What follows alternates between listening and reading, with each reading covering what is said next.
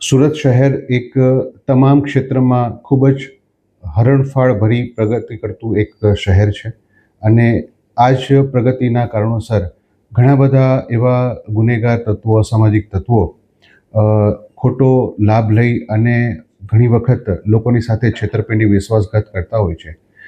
એવા જ એક બનાવમાં ફરિયાદીશ્રીએ પોતાની જમીન એક દલાલ મારફત વેચવા માટેની જ્યારે વાત કરેલી હતી અને એ દલાલે જ્યારે આરોપીઓનો સંપર્ક કરી એમને બતાવી ત્યારે આરોપીએ પોતે જમીન ખરીદવા માગે છે એવી વાત કરી. ફરિયાદીના આધાર કાર્ડ, જે પ્રોપર્ટી છે એના કાગળો મેળવી લઈ અને એ આધાર કાર્ડના આધારે ફરિયાદીનો ફોટો કાઢી અને બોગસ સોદા ચિઠ્ઠી બનાવી અને ફરિયાદી સાથે વિશ્વાસઘાત કરેલ, ફોર્જ ડોક્યુમેન્ટ બનાવેલ અને આ સોદા ચિઠ્ઠી બનાવ્યા બાદ તેઓએ ન્યૂઝપેપરમાં આ પ્રોપર્ટીની વેચાણ બાબતેની નોટિસ પણ આપેલ. ફરિયાદીને આ બાબતની જાણ થતાં તુરત જ પોલીસનો સંપર્ક કરતાં આ બાબતે ગુનો નોંધી એફઆઈઆર નોંધવામાં આવેલ છે.